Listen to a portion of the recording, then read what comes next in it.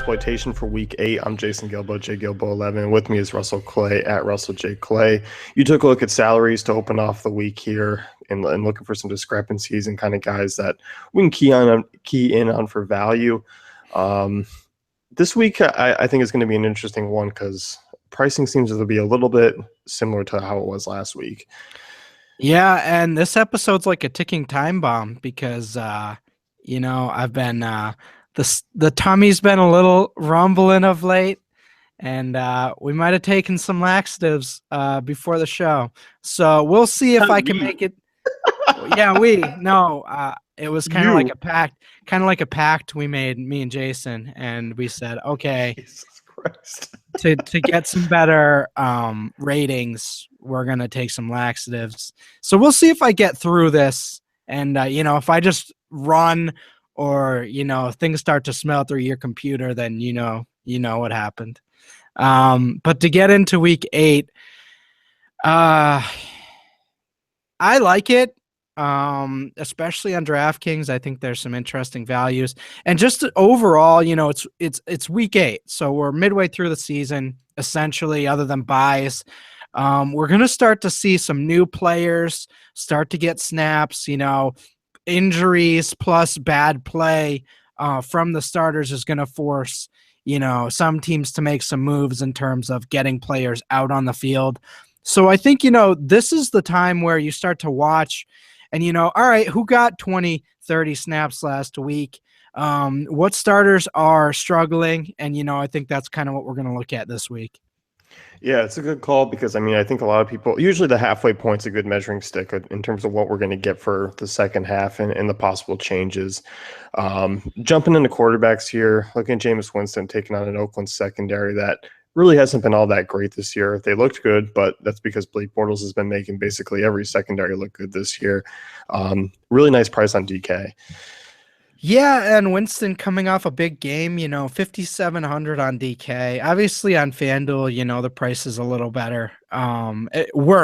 Better priced, I should say. But 5,700, that's a cash game option to me. Stack him with Evans. Whenever you play Jameis, you're stacking him with Evans, I think, at this stage.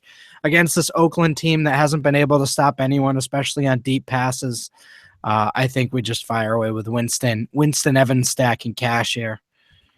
Yeah, you look at that game, I think home matchup against Oakland, definitely in play. The FanDuel price really isn't all that bad when you compare them to the other guys, but it's more accurately priced in terms of how you build out the rest of your lineup. Right. Oh, yeah, that's what I mean. It's not bad. It's just more accurate. So, yeah. If you can get a guy basically at the minimum, that's has 25 fantasy point upside at quarterback, you're going to do it. And I think on the other side, Derek Carr is just above 6K. Might be right at 6K, and compared to FanDuel, he's up there near 8K. So, in that game alone, I think there's some pretty good price discrepancies. Definitely. Andrew Luck, you talk about next here, 6,800 on DraftKings, 7,900 on FanDuel. Home matchup against Kansas City. With kind of the guys in the range like Russell Wilson, Aaron Rodgers, Matt Ryan, I think those are going to be 3 popular plays this week. Andrew Luck sitting there probably with little to no ownership at all this week. Yeah, little to no ownership, and that's kind of baked into, the salary exploitation. Obviously, it's not cheap to pay, 7,900 on FanDuel for a QB.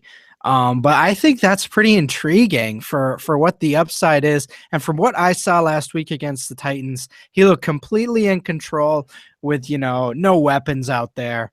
The weapons will be a concern against top defenses, but I just don't think Kansas City is, and I think people are going to be coming off that last game confident in Kansas City. And I think Luck, he's in control right now. So I think he's going to continue to hit up, Hilton. If he's not open, he's going to dump it down underneath the Eric Swope or Jack Doyle or whoever's there. So I think he's going to hit value one way or another. Whether the Chiefs blow them out or whether it's a close game, Andrew Luck's pretty much highest floor on the board. Yeah, certainly. And then looking at running backs here, and we'll jump into Matt Forte first and then matchup against Cleveland. We were talking before the show, it's going to be a lot of Forte is going to be dependent on the matchup. And this one is certainly a great one. We've seen running backs against Cleveland for quite some time in terms of game flow and matchup really pay off. Yeah, I think we just know what Forte is at this stage. He's matchup dependent, but when they have the run game at their as a weapon, they use it. I mean, they were just pounding Forte yesterday, and that's what they've done in all their wins. And I think that's kind of why we got confused in these down matchups. They really don't go to him when they get down a lot. They just kind of shift Bilal Powell out there. But in games you expect the Jets to win, you should be looking at Matt Forte in potential cash game situations. So 64 on DK against this Cleveland run D that literally had, Jeremy Hill crush them last week. So I like Matt Forte quite a bit. Yeah, on 8 carries too. I mean, before leaving the game, he was, Yeah. he would have been over 200 yards. He would have pulled a Jay Ajayi. That's what we're calling it now. Oh boy, the Ricky Williams. It's a Miami Dolphins thing, Yeah. The FanDuel price on Forte 7,300, just more kind of a mid-tier type play. I mean, really mid-tier on both sides, but I think in comparison to the other backs there who are priced up higher, in consideration, it's a really nice price tag. More appealing on DK than FanDuel for me. But I don't mind it at 73. That's more of a tournament move though. Ty Montgomery here, obviously we got pricing and we also have position discrepancy. They moved, FanDuel moved over Ty Montgomery to running back. He's still a wide receiver on DraftKings. What's your take in terms of the two site positions? I love Montgomery, especially at these prices. I mean, on FanDuel, 5,300. He's your flex clearly. But FanDuel's where the real advantage comes in, and I think the ownership's going to represent that. But just with his usage, I mean, they don't have a deep threat right now, so they're going to continue to pelt him, Adams, and Cobb with all these targets. And I mean, it was a little egregious last game, but I think we could see something similar, especially with Trufant potentially on Jordy, if that is the case. 53 on DK, I think he's a cash game consideration. They don't have a run game. He's really it. He's a freak athlete. He's not Chris Conley, but Chris Conley is in an offense that RIPs any potential fantasy value. So don't think about him ever again until he's on a new team or Alex Smith is in the hospital with heartburn. So yeah, anyway, Montgomery, really good athlete. That's why he was able to move to running back. Going to be used all over the field. Love him on both sites, all three sites. I think early only here we're looking at, obviously a game Atlanta and Packers. One you expect some offense from on both sides and a lot of back and forth game flow. And as you kind of mentioned, I mean, with no real run game, Devontae Adams, Randall Cobb, Ty Montgomery, that's the run game. I mean, they're dumping these off, and we saw that last. I mean, all three of those guys had double-digit targets against the Bears. So you're not expecting Niall Davis to come in and run the ball 15 times. No, and again, that was sort of an error of thought that Niall Davis was going to come in, Don Jackson or Johnson or whatever his name is. Like, I get the idea behind it. Yes, there's going to be usage to go around, but it's just going to be more short passing. The short passing game is going to turn to the running game, Yeah, I mean, that's the thing. It's going to be a lot of dump offs and short routes. Wide receivers here, looking at Anquan Bolden, matchup against Houston, relatively cheap priced. We've seen him used quite a bit, and this is another team with no real run game. No run game at all. Now, I think this is an interesting game from I could see Houston running them over in this type of matchup at home. You got to figure, Detroit coming off a big game, Matthew Stafford playing awesome at home. They go on the road. They haven't looked quite the same. Remember that Bears game where they just got completely shut down. But I think Bolden's the type of guy that's pretty safe in terms of floor. His price is still cheap.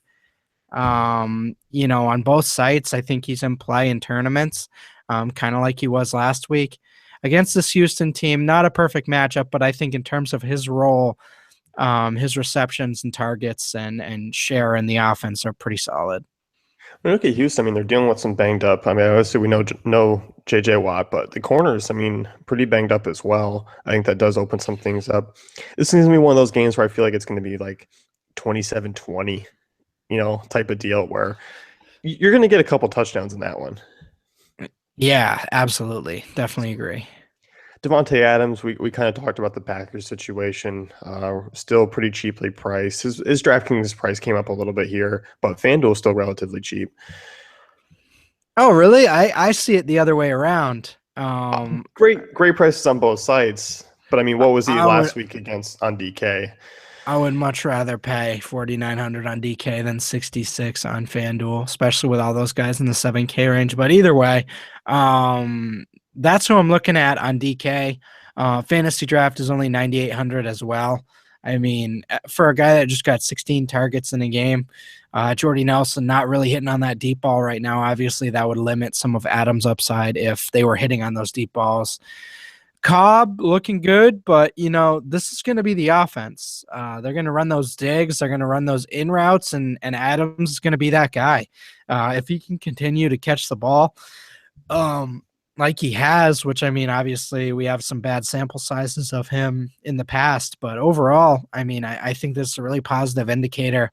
5 touchdowns in his first 6 games of the year. I think he's going to play that James Jones role from last year and be a better athlete in that James Jones role. So, I mean, we've always seen Packers receivers get developed slowly. So, I mean, maybe this is just, a third-year breakout. It certainly could be. I mean, when you're getting pelted with 16 targets, And catching that helps 13 of them. Yeah. That's the thing. I mean, he had some spectacular catches in that game. Something we don't usually say with Adams. It's usually he had some spectacular drops in that game. Right, definitely. So, JJ Nelson, road matchup against the Panthers, is bare minimum across the board here. Yeah, so this is dependent on John Brown being out. If he is, JJ Nelson is winning the battle with Michael Floyd, like for snaps, and he's playing better, and it's bizarre. It's bizarre that Michael Floyd is playing this bad. But when you watch him, I mean, normally contract years make someone like play their best because they're trying to get money. I don't think Michael Floyd cares about money at this stage. It just seems like, he's thrown in the towel or something weird. I don't know. It's bizarre because I know he's a good player. But you look at the way that Cardinals offense is constructed. They have Fitz in the slot. And last night it was very apparent they want to go deep to JJ Nelson. And they finally hit one at the end of the game. It was only like a 20-yarder, but they only threw it 20 yards down the field, and then Nelson took it for another 20. But 2 25+ yard plays last night. Stone minimum across the board. Carolina's secondary is not very good. I think if John Brown's out again, he has some type of sickle cell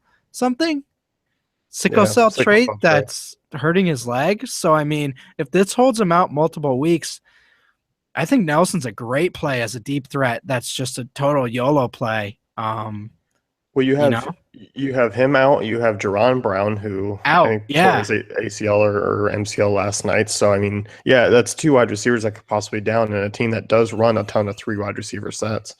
And he got 7 targets yesterday. The week before, he got 2 targets, but he also got 2 rushes. He was getting 2 more rushes last night.